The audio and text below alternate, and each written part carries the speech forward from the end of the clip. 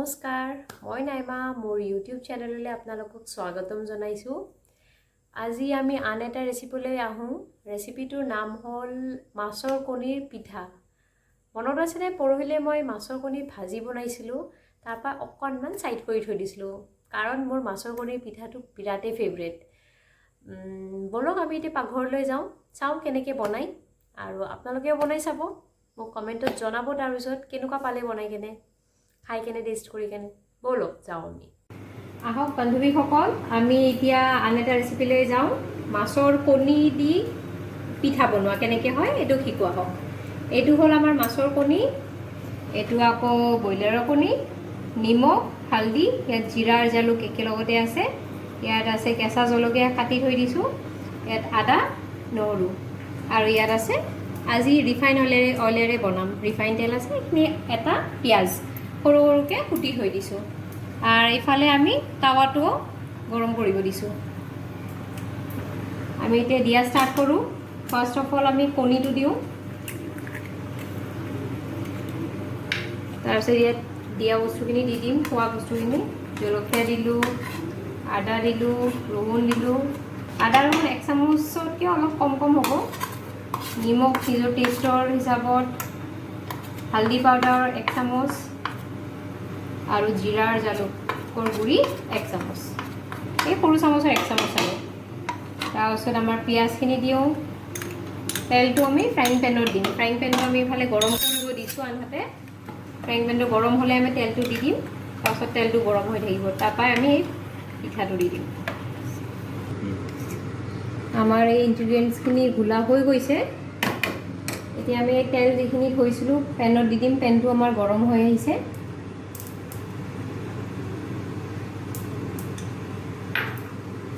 তেলটো অলপমান গৰম হওক তাৰপিছত আমি পিঠাটো দি দিম আমাৰ তেলটো গৰম হৈ আহিছে ফ্লেমটো অলপমান কমাই দিওঁ আৰু আমি কণীখিনিতে দি দিম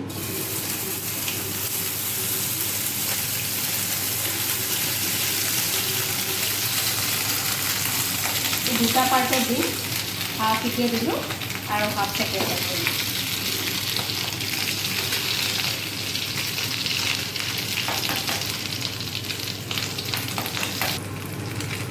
আমাৰ এটা চাইড হৈ গৈছে আমি এইটো এতিয়া উল্টাই দিওঁ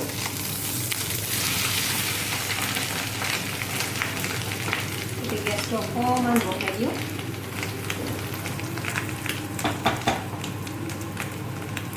অলপমান ভিতৰ দি সিজিব দিওঁ বস্তুটো এতিয়া আমাৰ ফ্লেমটো অলপমান কমাই থৈ দিওঁ যাতে ভিতৰটো হৈ আহক নহ'লে আমাৰ জ্বলি যাব এনেকৈ গোল্ডেন ব্ৰাউন হৈ থাকি যাব ভিতৰটোও হৈ আহিব ধুনীয়াকৈ হৈ যোৱাচোন আমাৰ পিঠাটো এতিয়াও হৈ গ'ল এইটো আমি উঠাব পৰা হৈছোঁ গোল্ডেন ব্ৰাউন হৈছে চাব পাৰে আপোনালোকে আৰু নেক্সট আৰু এক্সট্ৰাকৈ আমি তেল নিদিওঁ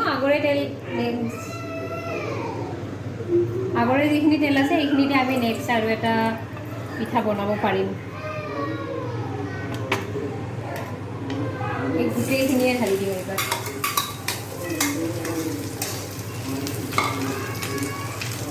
আৰু অকণমান বহলাই দিওঁ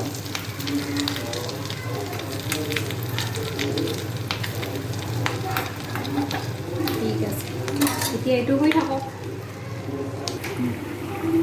এইবাৰ আমি ছেকেণ্ড পিঠাটো উল্টাই দিছোঁ আপোনালোকে চাব পাৰিছে ধন্যবাদ দেই মোৰ ৰেচিপিটো চোৱাৰ বাবে আশা কৰিছোঁ আপোনালোকৰ পছন্দ হৈছে ৰেচিপিটো ভাল লাগিছে যদি ভাল লাগিছে নিশ্চয় বনাই খাব আৰু মোৰ ভিডিঅ'টোক লাইক কৰিব আৰু আগলৈ এনেকুৱা ভিডিঅ' চাবলৈ মোৰ চেনেলটোক ছাবস্ক্ৰাইব কৰিব থেংক ইউ বাই বাই